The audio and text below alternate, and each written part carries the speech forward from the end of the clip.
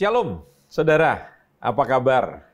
Saya berharap Anda menjadi orang yang memilih untuk hidup di dalam berkat Tuhan ketimbang Anda hidup menjadi lawannya Tuhan sehingga kesusahan, kutuk yang sebetulnya tidak boleh Anda rasakan sebagai anak-anak Tuhan itu terjadi dalam kehidupan kita. Ya, tetapi yang terjadi Anda hidup di dalam perlindungan, dalam berkatnya Tuhan, dalam kebenarannya Tuhan, bahkan dalam anugerahnya Tuhan. Yang perlu Anda ketahui bahwa Tuhan itu bukan Tuhan yang hanya berdasarkan kasih karunia. Selain kasih karunia, Anda harus belajar mengenal Tuhan Yesus adalah Allah yang memiliki kebenaran yang komprehensif. Jadi kebenaran yang bukan ditafsirkan hanya kepada kasih karunia saja atau seringkali disebut kepada anugerah yang berlebihan sampai lupa bahwa Alkitab itu napasnya bukan hanya satu sisi yang disebut anugerah tetapi ada yang lainnya lagi. Itu sebabnya perlu sekali kita belajar kebenaran secara komprehensif, mendasari kehidupan kita bukan pada tafsiran-tafsiran manusia yang menyenangkan daging, tapi kita mau belajar dari kebenaran firman Tuhan. Saya sangat tergerak sekali untuk berbicara tentang kematian orang percaya. Karena ada banyak orang terus terang hidup di dalam perasaan yang takut kalau kita harus mengalami kematian. Jadi inilah kebenaran yang akan saya coba sampaikan dengan kekuatannya Tuhan dan sambil melihat Alkitab, saudara boleh meneliti bersama-sama dengan saya. Jadi tema yang saya ketengahkan pada hari ini adalah kita belajar tentang kematian daripada orang beriman kepada Kristus. Nah, saudara-saudara, yang harus saudara ketahui dulu adalah di dalam Ibrani 9 ayat yang ke-27, ya, di situ dikatakan, dan sama seperti manusia ditetapkan untuk mati hanya satu kali saja, dan sesudah itu dihakimi. Artinya, tidak ada orang di dalam dunia ini secara umum gitu, yang tidak akan mati. Mengapa kita harus mengalami kematian jasmani? Itu dikarenakan dosa. Waktu Tuhan berkata kepada Adam, kalau kamu berbuat dosa, kamu jatuh dalam dosa, maka seketika itu juga kamu akan mati. Ketidaktaatan Adam dan Hawa mengakibatkan mereka mati secara rohani, hubungan mereka dengan Tuhan menjadi terputus sehingga pada akhirnya mereka harus mengalami kematian secara jasmaniah. Saudara lihat, tidak ada orang setelah jatuh dalam dosa yang hidupnya mencapai usia 1000 tahun. 1000 tahun bagi manusia itu sama dengan 1 hari bagi Allah. Nah, perhatikan, Tuhan waktu itu berfirman, hari ini kamu berbuat dosa, hari ini juga kamu mati. Itu sebabnya Adam berbuat dosa sehingga usianya tidak mencapai 1000 tahun. Hari ini kamu berbuat dosa, hari ini juga kamu akan mati. Dan saudara melihat bahwa usia manusia yang paling tinggi itu cuma 900 lebih, 960 lebih. Tapi tidak ada yang mencapai 1000 tahun. Tidak ada yang mencapai 1 hari. Kenapa? Karena hari di mana kamu berbuat dosa, hari itu juga kamu mati. Nah, ini pengertian yang saudara harus mengerti. Kenapa kita mati? Sebab upah dosa itu adalah maut. Kalau saudara membaca di dalam Roma 6 ayat yang ketiga. Jadi karena semua umat manusia di dalam dunia ini sudah jatuh dalam dosa, maka semua orang pasti akan mati. Coba perhatikan dalam Roma 5 ayat 12. Ya, nanti di dalam tayangan saudara bisa membaca sama-sama. Tapi ada baiknya saudara buka Alkitab saudara. Sebab itu, sama seperti dosa telah masuk ke dalam dunia oleh satu orang, dan oleh dosa itu juga maut, demikianlah maut itu telah menjalar kepada semua orang, karena semua orang telah berbuat dosa. Jadi awal mula kematian ini terjadi karena kejatuhan manusia pertama di dalam dosa. Ya. Nah, dalam Kejadian 2 ayat 17 dikatakan Allah memperingatkan kepada Adam. Ada hukuman atas ketidaktaatan, yaitu namanya adalah kematian. Pastilah, perhatikan kalimat di dalam Kejadian 2 ayat 17. Pastilah engkau akan mati. Jadi ketika Adam tidak taat, ia langsung mengalami kematian secara rohani. Apa yang terjadi selanjutnya?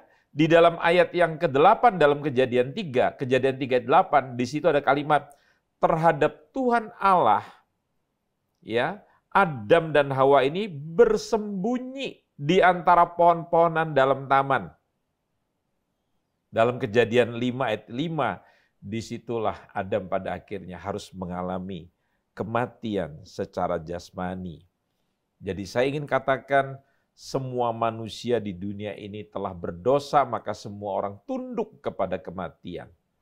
Nah, saya akan mendeskripsikan, menjabarkan, bahwa ada 3 macam kematian. Maksud saya ada 3 macam pemisahan di dalam kematian. Nah, Alkitab mengajarkan bahwa kematian itu sebagai pemisahan.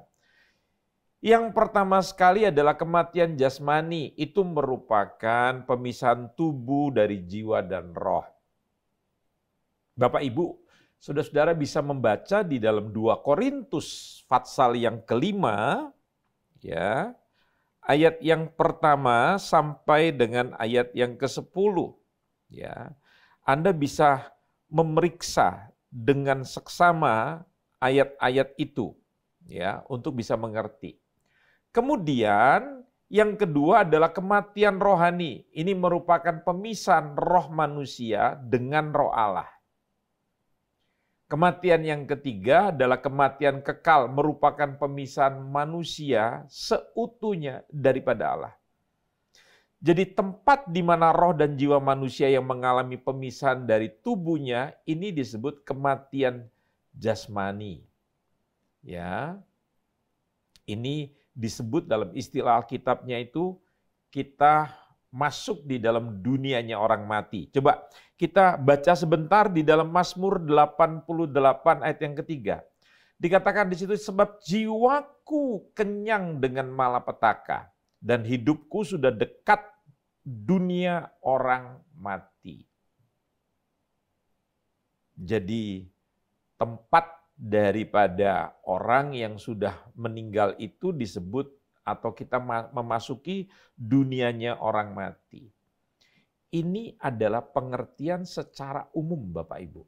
Nah sekarang mari kita belajar bagaimana dengan kematian orang percaya.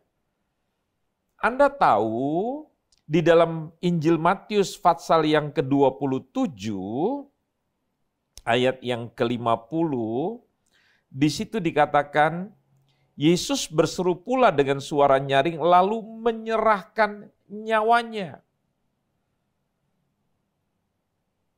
Yesus juga mengalami kematian jasmani. Jadi anak Allah ini pada waktu dia menjadi manusia, dia juga mengalami kematian secara jasmani. Dan waktu Allah menjadi manusia yang disebut sebagai anak Allah, kalau Anda yang belum memahami iman Kristen, saya kasih pengertian yang sederhana saja. Ya, karena saya tidak punya waktu untuk menjelaskan secara teologis. Ya. Jadi pada waktu itu Yesus betul-betul 100% manusia. Nah, sebagai manusia, dia mengalami kematian jasmani. Dia menerima hukuman di atas kayu salib. Tapi ada perbedaannya, saudara. Ya, kalau kematian Adam dan Hawa atau manusia pada umumnya itu mati karena mereka adalah orang berdosa. Jadi itu adalah sesuatu hal yang wajar. Manusia mati karena kodratnya, karena nenek moyang ataupun kita sudah jatuh dalam dosa. Tetapi Yesus, dia tidak pernah berbuat dosa sekalipun dia manusia 100%. Tetapi dia tidak pernah berbuat dosa dan dia memilih untuk mati sebagai pengganti orang berdosa. Mari kita melihat di dalam kitab Ibrani 2 ayat yang ke-9. Tetapi dia yang untuk waktu yang singkat dibuat sedikit lebih rendah daripada malaikat-malaikat, yaitu Yesus, kita lihat, yang oleh karena penderitaan maut dimahkotai dengan kemuliaan dan hormat, supaya oleh kasih karunia Allah ia mengalami maut bagi semua manusia. Jadi Yesus mati di atas kayu salib untuk menebus dosa manusia, menggantikan posisi saya dan posisi saudara yang seharusnya kita juga dihukum.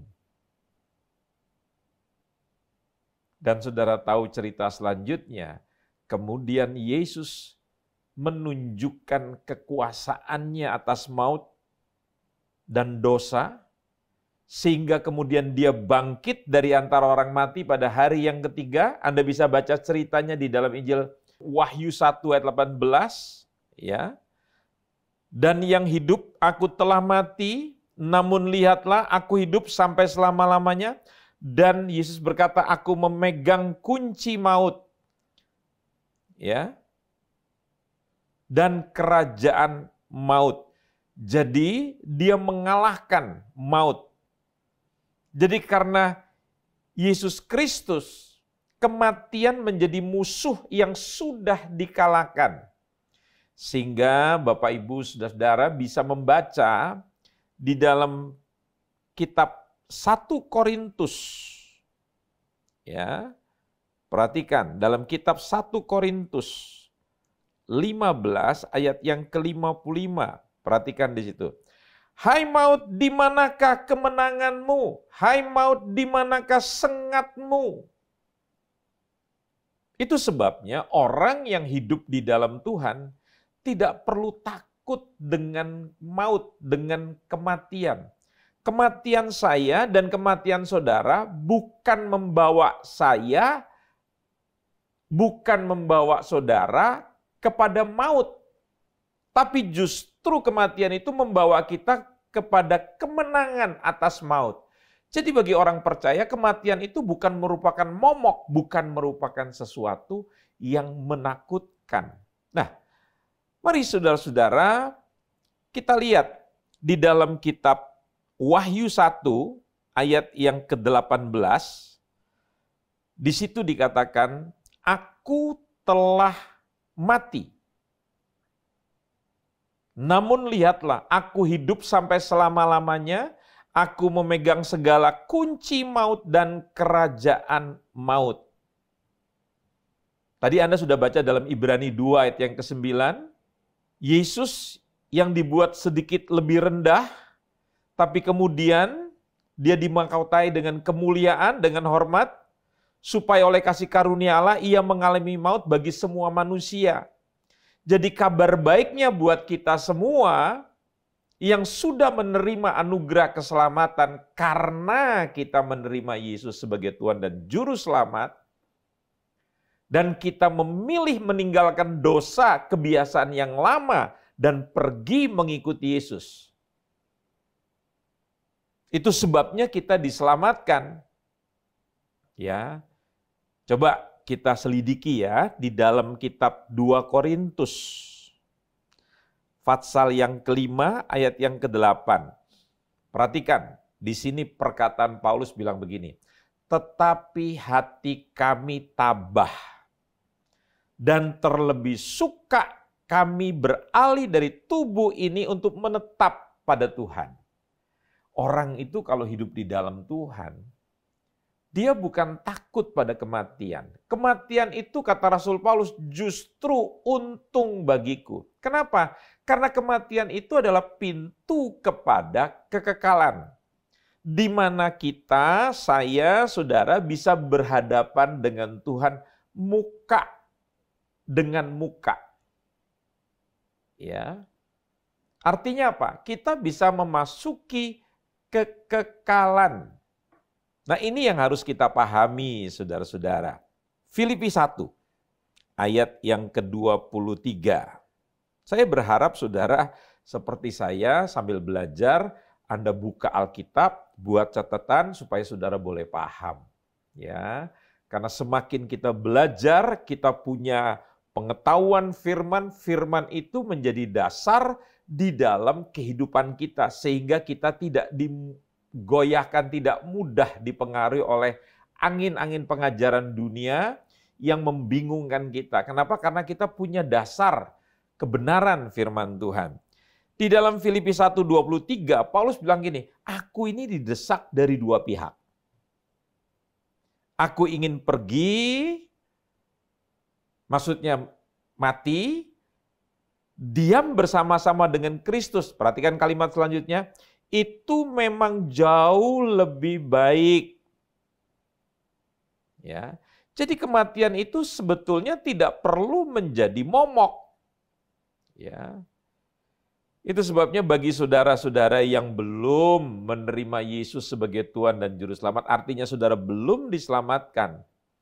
Kematian itu merupakan akhir dari kesempatan untuk saudara menerima anugerah keselamatan yang ditawarkan Tuhan secara cuma-cuma.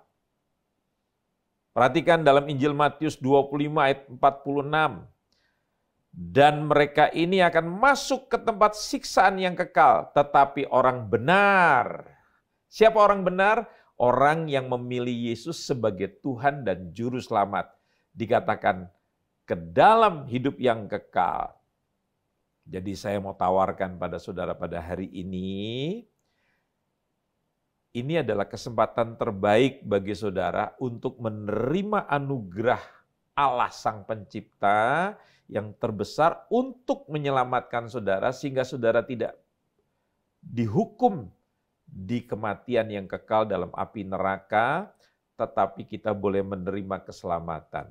Kalau Anda tidak percaya, buka hati Anda, akui bahwa saya adalah orang berdosa dan berkata, Tuhan, saya membutuhkan pertolongan Engkau, jadilah Tuhan saya dan jadilah Juru Selamat saya. Maka lihat, apa yang akan terjadi di dalam batin saudara. Anda akan menerima ketenangan, kebahagiaan yang belum pernah Anda rasakan selama ini Anda hidup di dalam dosa yang menyiksa saudara. Ya. Jadi perhatikan ini baik-baik. Jadi Anda cukup percaya kepada kematian dan kebangkitannya Tuhan Yesus serta menerima sebagai Tuhan dan Juru Selamat pribadi saudara, maka saudara akan menerima keselamatan. Sebab jika kamu mengaku dengan mulutmu, Roma 10 ayat 9, bahwa Yesus adalah Tuhan dan percaya dalam hatimu bahwa Allah telah membangkitkan dia dari antara orang mati, maka kamu akan diselamatkan. Saudara, yang bertanggung jawab akan nasib saudara itu bukan orang lain. Jadi saya mau ajak saudara, saya mau undang saudara hari ini untuk menerima Yesus sebagai Tuhan dan Juru Selamat sehingga Anda tidak perlu dihukum di dalam api neraka, tapi saudara diselamatkan. Nah, sebagai penutup saya ingin membaca beberapa ayat. Dalam 1 Korintus 15 ayat 51 dikatakan, sesungguhnya aku menyatakan kepadamu suatu rahasia, kita tidak akan mati semuanya, tetapi kita semuanya akan diubah. Ya. Jadi Saudara mesti belajar tentang janji kebangkitan orang percaya dari kematian. Ya. Jadi bagi orang percaya maut itu tidak akan ada lagi. Ya, bahkan saya coba lihat di dalam 1 Tesalonika pasal yang kelima, ya, ayat 9 dan ayat 10. Perhatikan baik-baik. Karena Allah tidak menetapkan kita untuk ditimpa murka, tetapi untuk beroleh keselamatan oleh Yesus Kristus Tuhan kita. Pertimbangkan ini, saudara. Kalau Anda hidup dengan taat kepada Tuhan, berjalan dalam jalannya Tuhan, anugerah keselamatan yang Anda terima bukan maut, bukan kematian di api neraka. Ayat 10.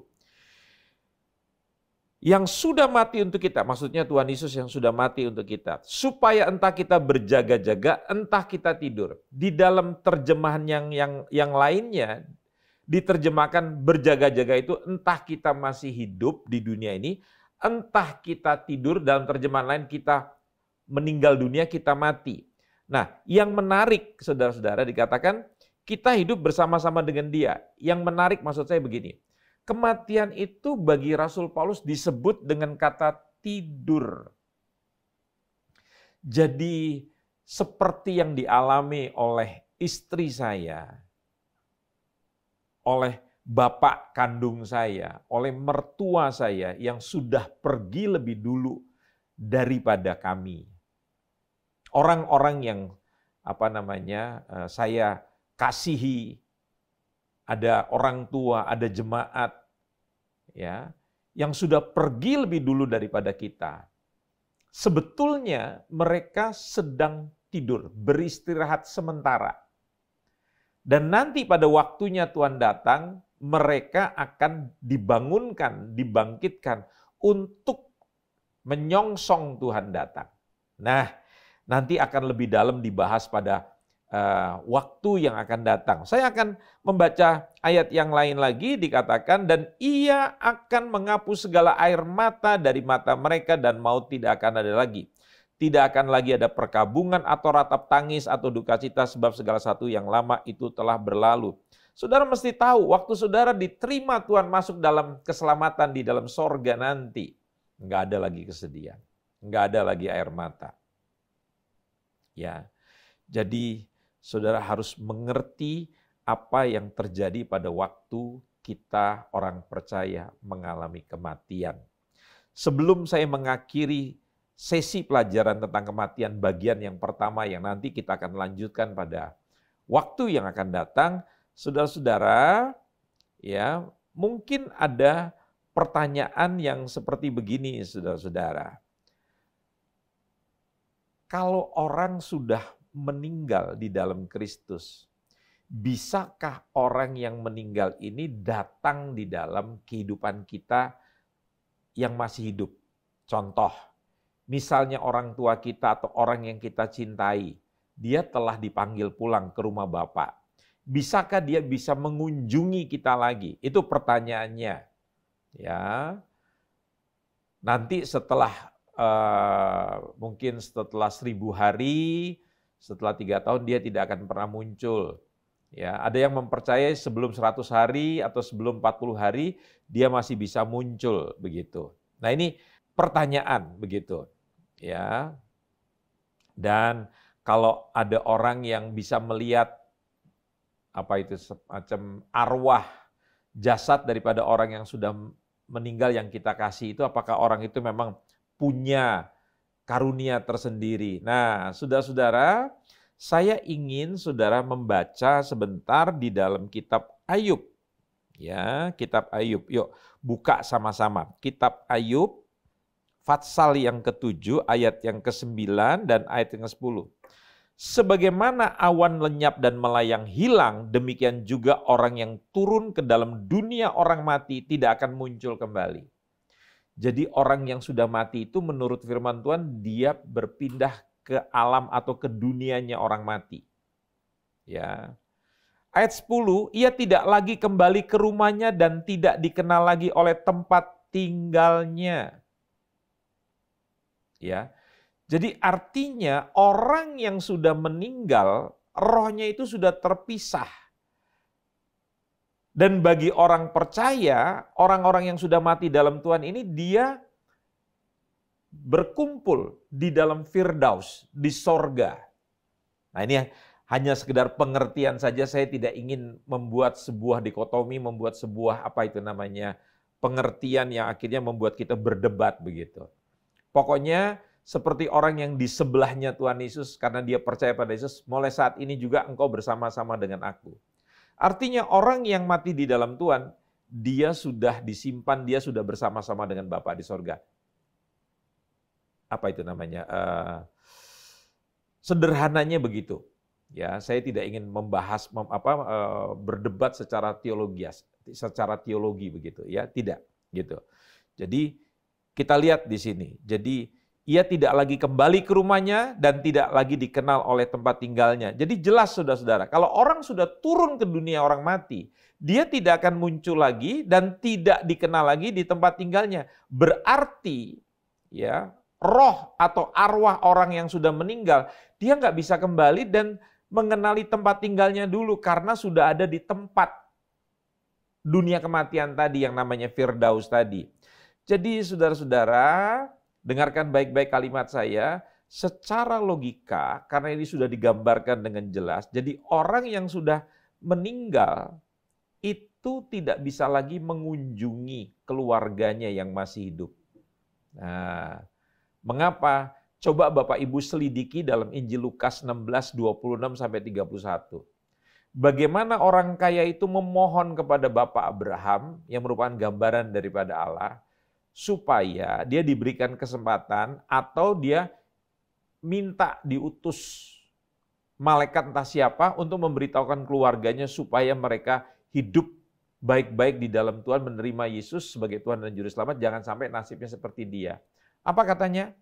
Kalimatnya di situ kalau saudara melihat, sudah nggak ada hubungan lagi, nggak ada kesempatan orang mati itu berhubungan dengan orang hidup.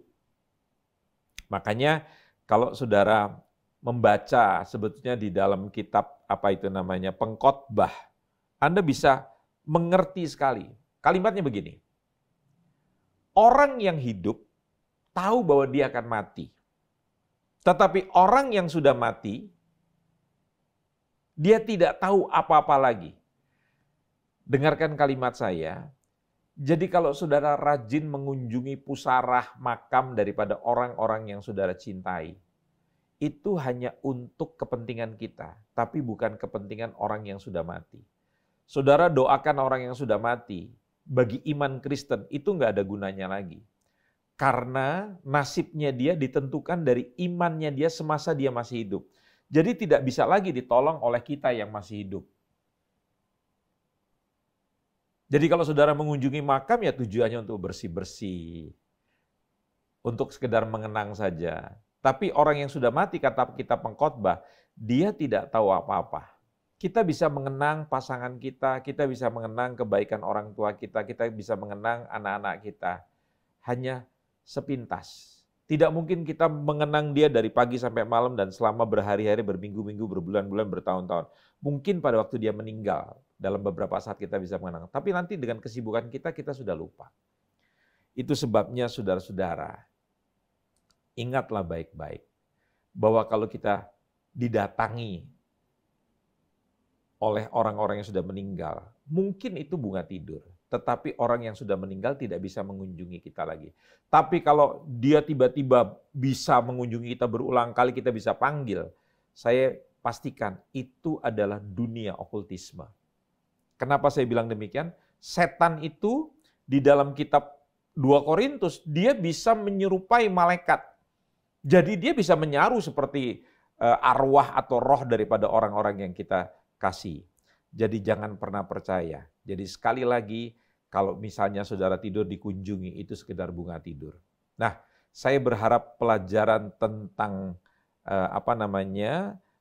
kematian bagi orang beriman ini bisa memberikan pencerahan buat hidup saudara.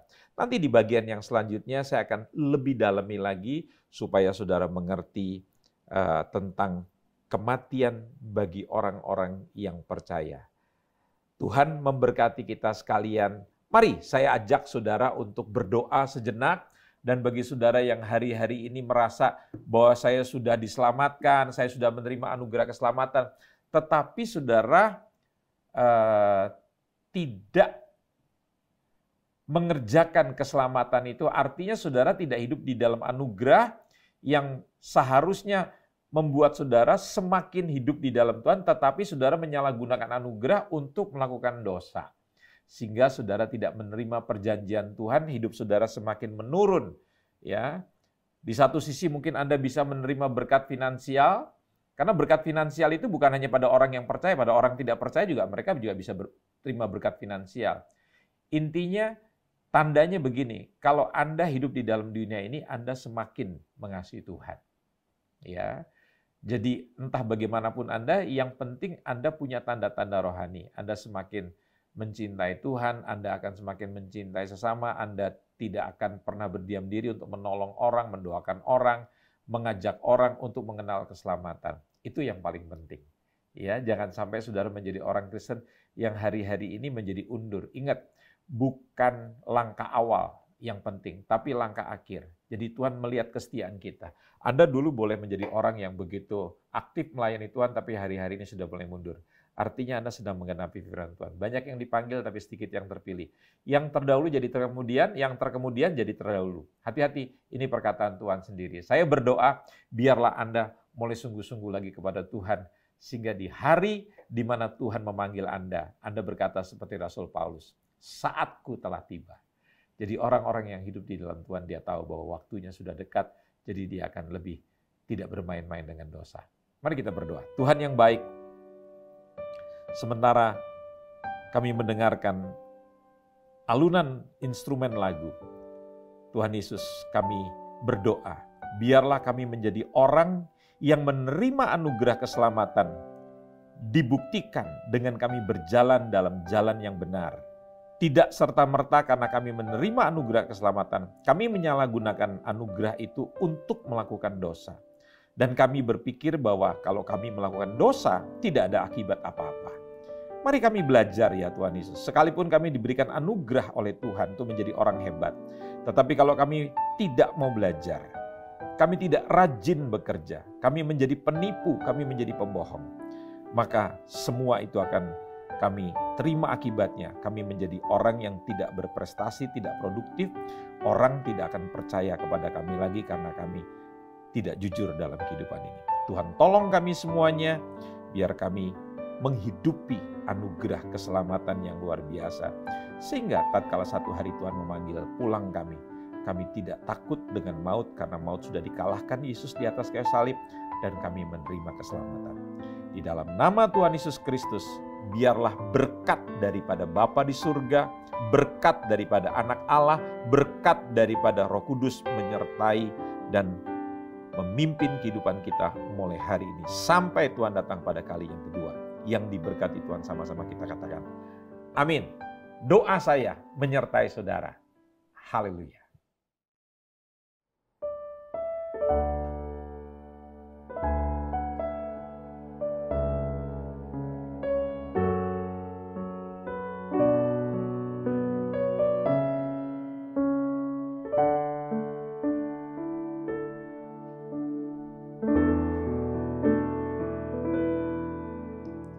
Seperti wanita mengurapimu, menangis di bawah kakimu. Demikian